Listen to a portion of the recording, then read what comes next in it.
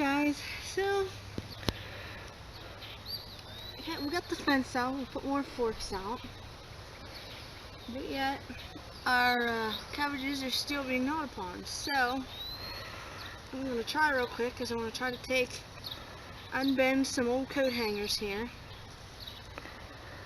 and try to make these holes smaller because the rabbits are just squeezing in between there.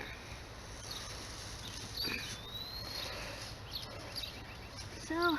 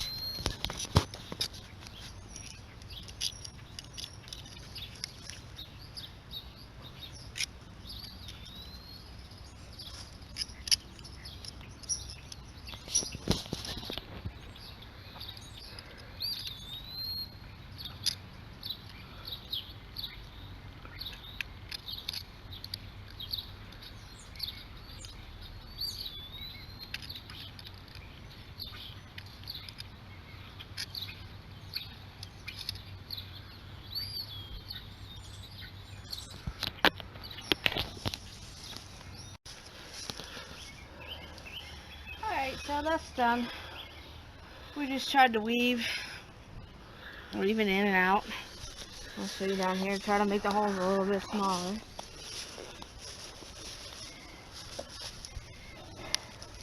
So hopefully they won't be able to squeeze through there. If that doesn't work, we're gonna have to get us some chicken wire. But they won't squeeze through the chicken wire, will they? Oh, so that's that. We can talk about watering now. Now, for watering your garden, there's several different things you can do. You can just take your hose, which is probably the simplest. Now, I wouldn't recommend to use, I use one of these.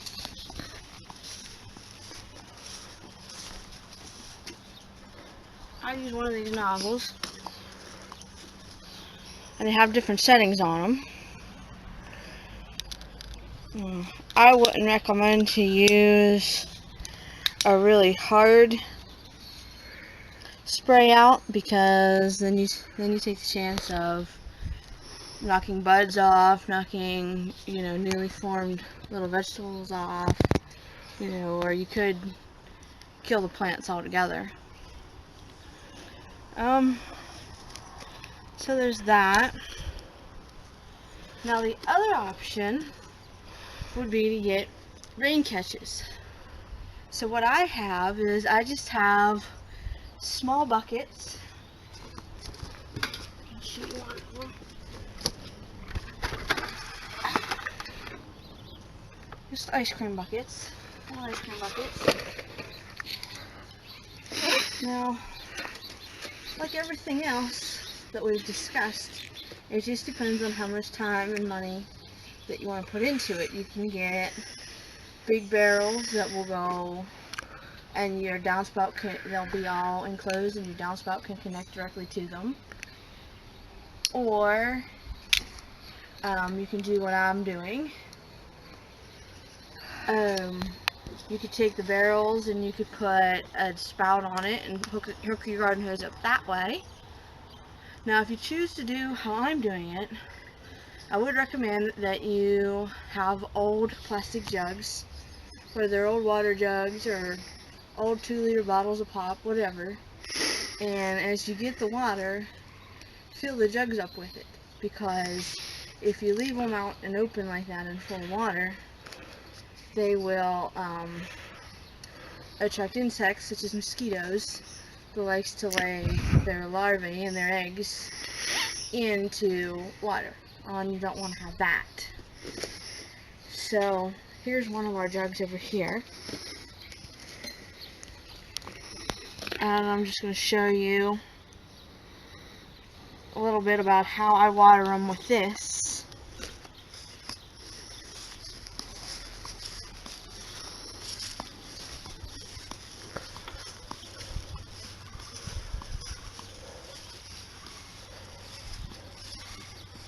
Now once again, you'll want to be careful, because if you dump it too fast, you could wash away the topsoil either from your seeds, or you could wash it away from your plants, or you could, the pressure of the water will kill the plants. So what I do is I just try to go right along the bottoms of them.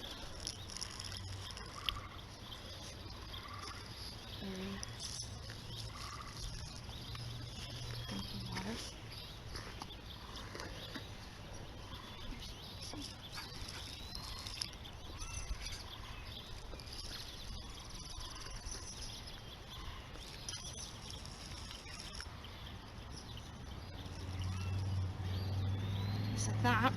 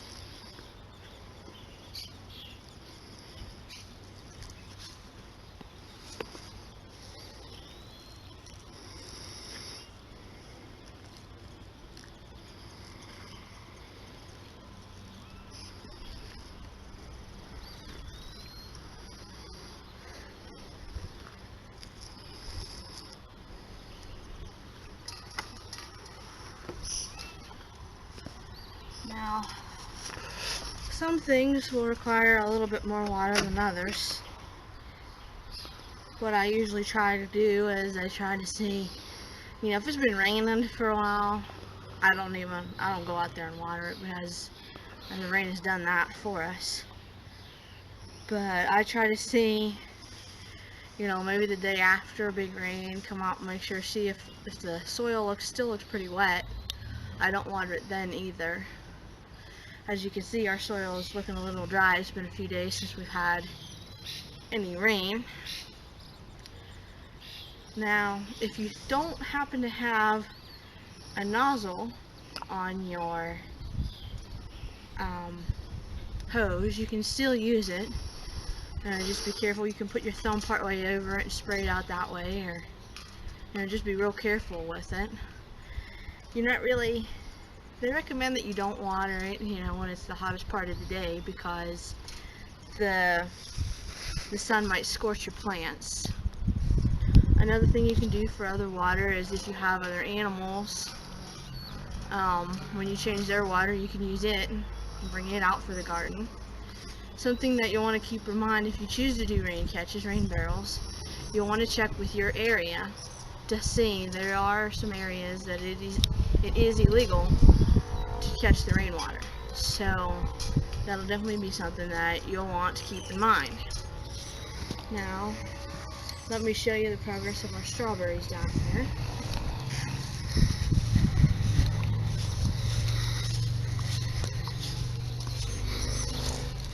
We've got a few that are just starting to turn red. You see it there a little bit. And we've got more buds. That'll be what the buds look like.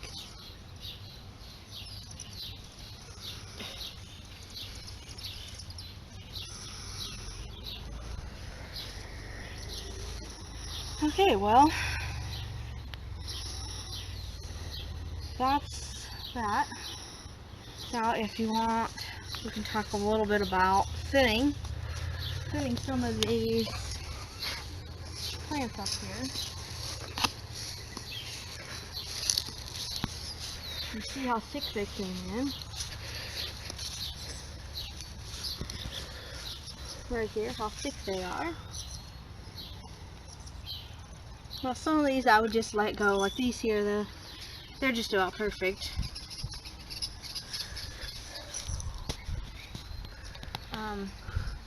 But these down here, as thick as they are, they will need to be thinned if you want to have any decent size of your beets and radishes.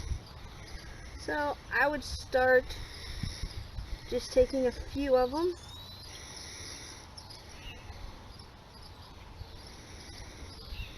You have to do this real carefully so that you don't pull all of them on accident.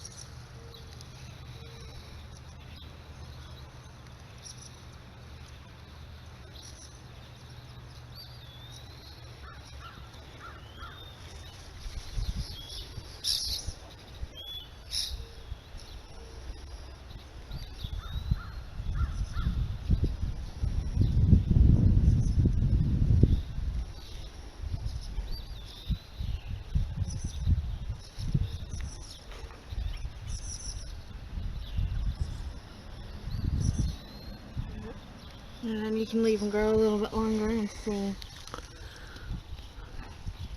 how they look.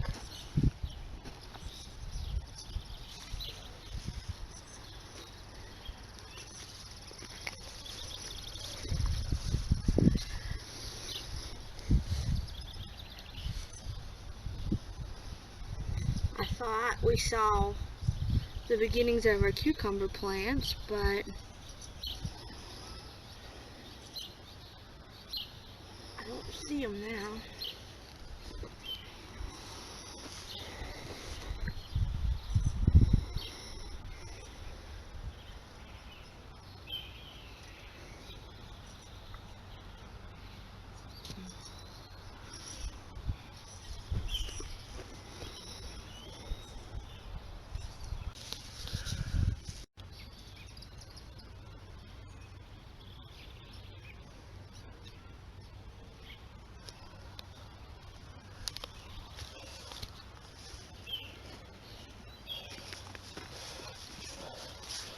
Hopefully the next day or two they'll get bigger.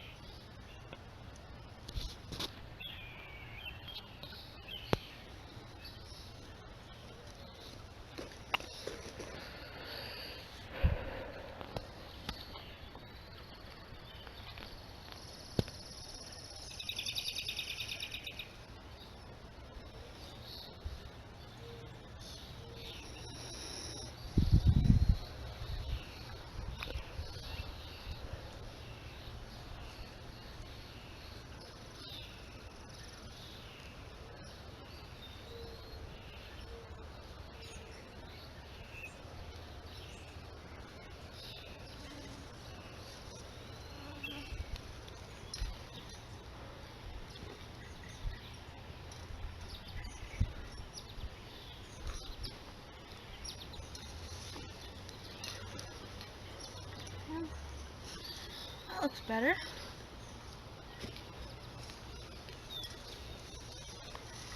So,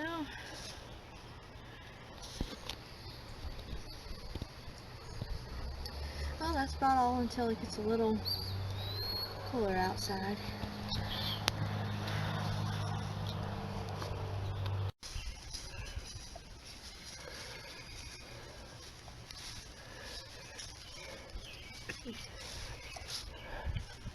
Okay, well, it's a little bit darker, but it don't necessarily have to be this dark when you come out to water your garden. You can do it in the evening or in the early morning, whichever you prefer.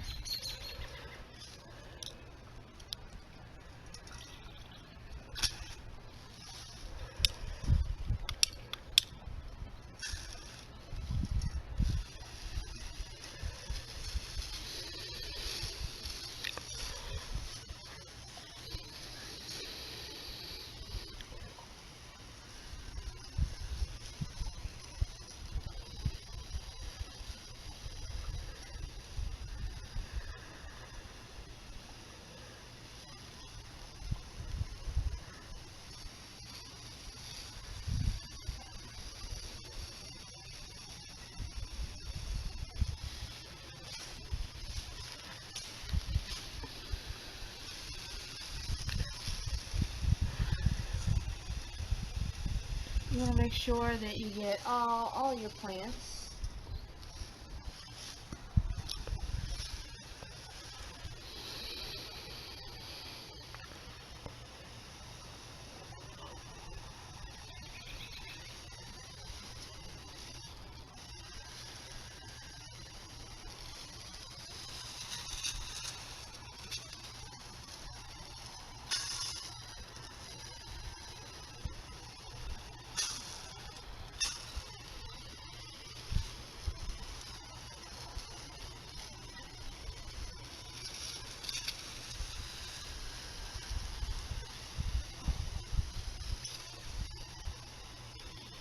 Right.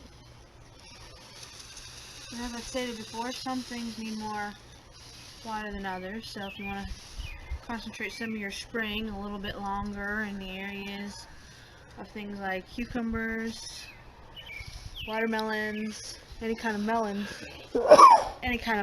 really, they need more water than other things. So if you want to concentrate a little bit of your spraying more on that area, like you just saw me do there, that would probably be a good idea.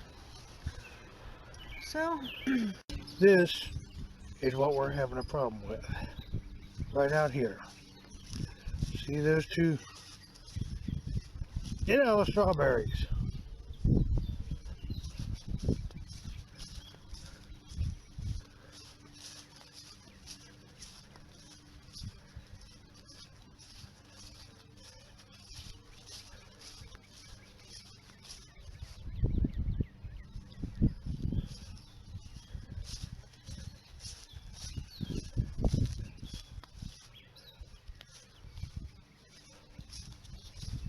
See them out there? That's the varmint. alright, well, here's one of our first strawberries of the season. Yeah, you can just, I recommend when you pick them, you just wash them off a little bit before you eat them. That way, if you use anything like, if you choose to use chemicals, for pesticides and insecticides and stuff, that way, it cleans a little bit of it off. I don't use anything, we don't try not to use anything like that. But it's just, you just pick it and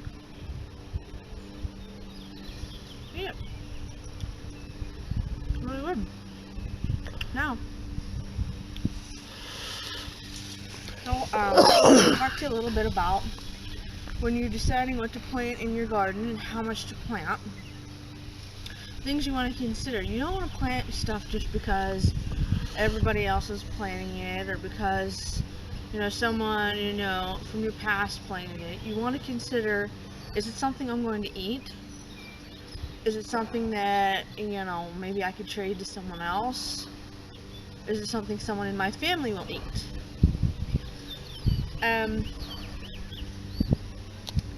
You also want to consider on how much you want to plant, if you intend to can some of it later on, or, you know, if you just want to, you know, eat it for the summer. You know, if you want to can it, you might want to plant a little bit more, plan ahead for these things. That way you'll have enough to can and then eat fresh, you know, during the fall as it comes in. Other things that you want to consider when you're deciding plants and seeds is your growing season, because you don't want to get anything that's going to take longer than what you have to grow.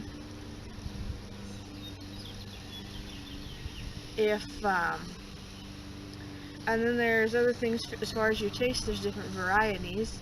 Like, as you saw when we got the cabbages, we had the green at first, and then we had the purplish color ones. I'm not real sure, you know, what the differences in taste would be, you know, and it also depends on what you intend to do with it. If you want to use, if you just intend to shred it up and use it that way, you know, then it really shouldn't much matter how big of heads you get, because you're going to shred it up anyway. But if you really need to really consider just what your tastes are and what you intend to do with your harvests once they come in, when you're wanting to get your plants. Something else that's big to consider is how much rainfall you get in your area. Some plants might be more drought tolerant than others.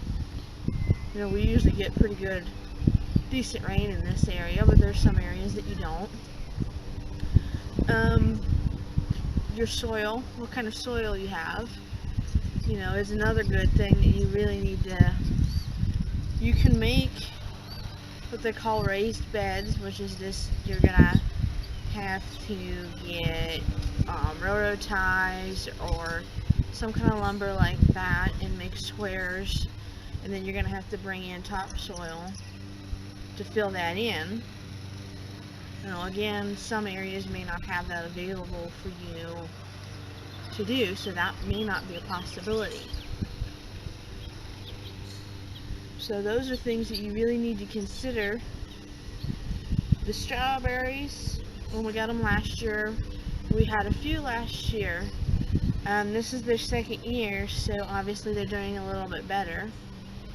So that's something else that you want to consider too when you plant things. You know, most things are going to mature the same year and then they'll be gone, but the strawberries, grapes, other berry bushes, trees, I think trees like apple trees, peach trees, things like that, I think they take 3 or 4 years before they'll actually start producing. So those are, you know, if you don't intend, you know, if you think you might move or something before that time is up and you really want to enjoy your fruit, that might be something that you really want to think about. So we didn't get any rain today and our soil looks a little dry, so I'm going to go ahead and water the garden.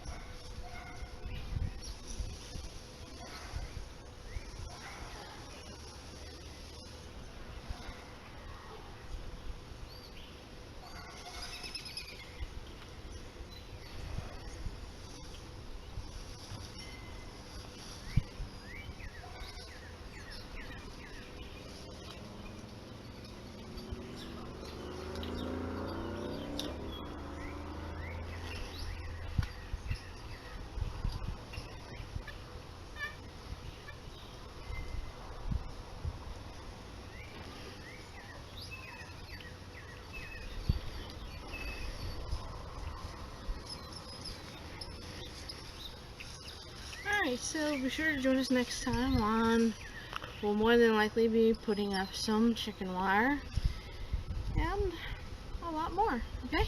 See ya. Bye.